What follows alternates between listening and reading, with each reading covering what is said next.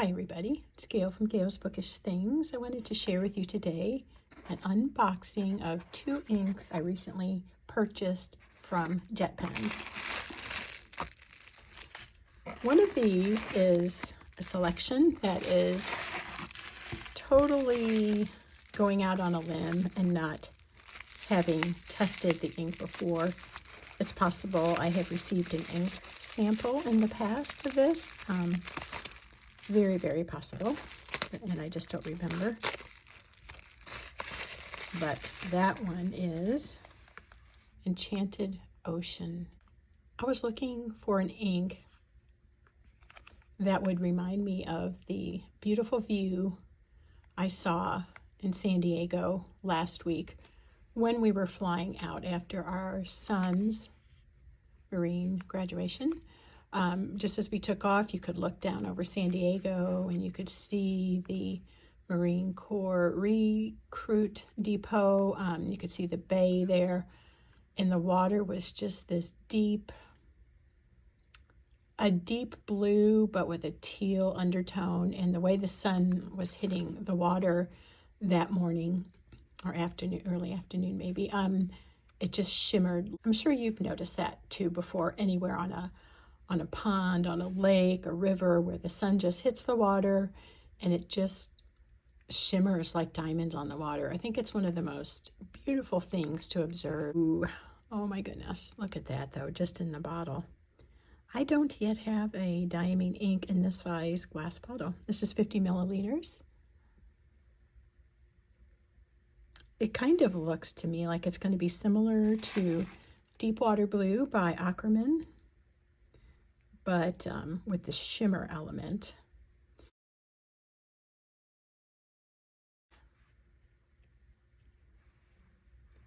There's a little swabbing of that with my Q-tip, swab with my cotton swab. That is the color of, definitely reminds me of the color of the water. Looking down from overhead, it was kind of multi-toned, but there were these deep sections and then a little bit lighter, and it was just so breathtaking, so beautiful. I'm starting to see the shimmer appear as this dries. I'm hoping it is visible to you as well, but it is a very soft silver shimmer, like not a super chunky, but just like a dust of shimmer. I think that's going to be really nice. And then the other one I decided to buy a bottle of after trying a sample that was sent to me from Sherry at Faith and Fountain Pens. She sent me a sample of this Robert Oster Marrone mustard, and it writes like a dream. I have it in my TWSBI Eco Tea Saffron Broad Nib, and on the B7 Natural. It just is so nice, and it's working well on my Stalogy paper too.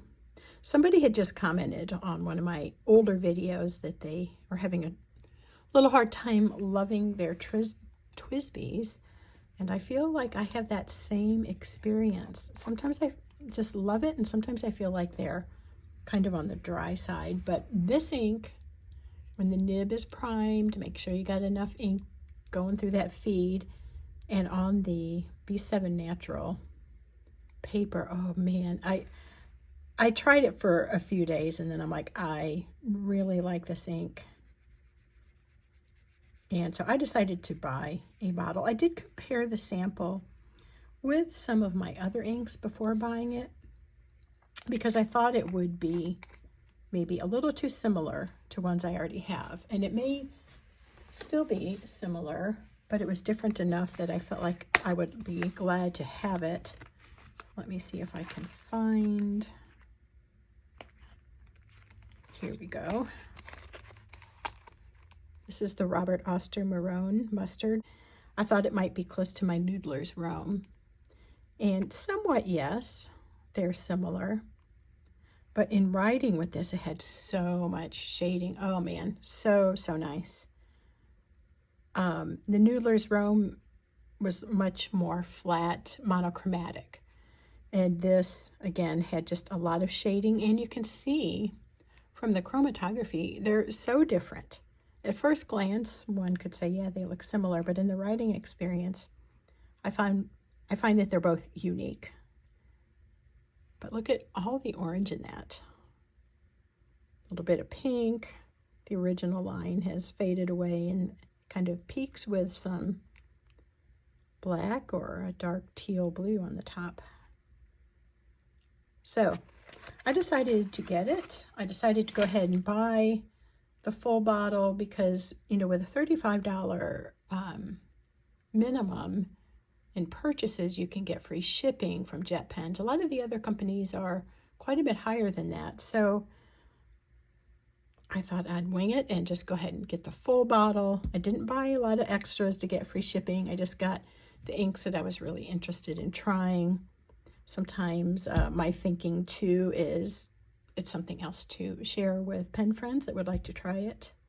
So I know I'll never go through most of all my ink bottles by myself, but I am happy to share samples. And I was really glad to find something that works so nicely in my TWSBI Eco Tea. So I do have that inked up. I'll come back with my pen and show you how that looks. Here it is in the pen. I don't know if you can catch a glimpse of the kind of green, golden green, brown. Yeah, that little circle lamp glare is hindering my intentions, but that's okay. Let's go ahead and write. And I don't think I have this nib in correctly. I know it's triangular shape, but it feels like one of the parts of the triangle is more distinct, and when I cleaned it out, I think I put it in the wrong way if possible. I am writing on Cosmo Air Light paper here, but probably my favorite go-to paper now is the B7 Natural, which you can buy. I don't know where else. I buy mine from Paper Penguin Co. on Etsy. You can see the nice shading. I guess a brown mustard is a good way of describing it, but to me it also has a element of a mossy green or a brown, green leaning brown. I don't know. This is really nice on this paper too, and these two papers are actually quite similar.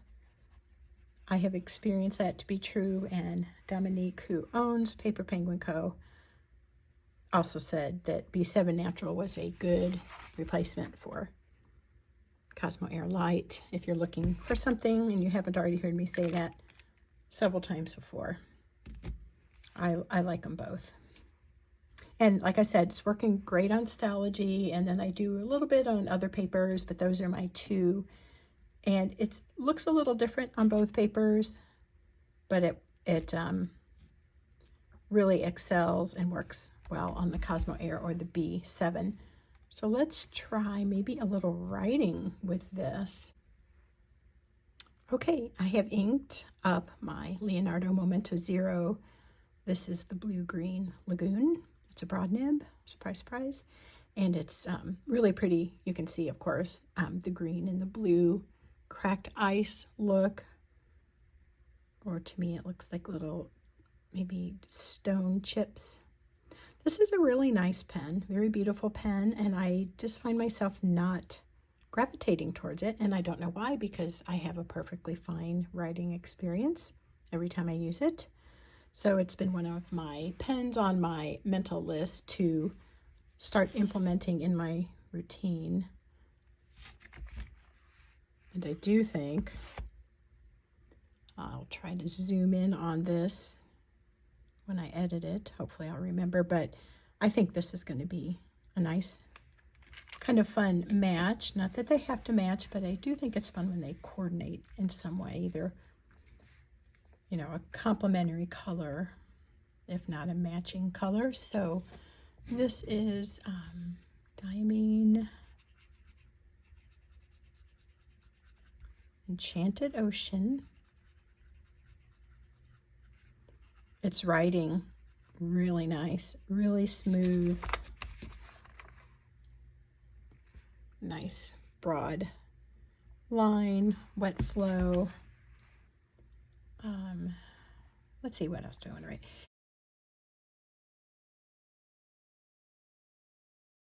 This is super nice.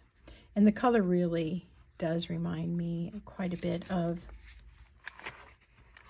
the Ackerman Deepwater Blue, except that this has the beautiful silver shimmer in it. So that's going to be a fun ink to commemorate that event. When I saw that view, I just thought, I think I could find a fountain pen ink that would at least be reminiscent of that. So these are my new ink acquisitions. Very happy with them both. Been loving this.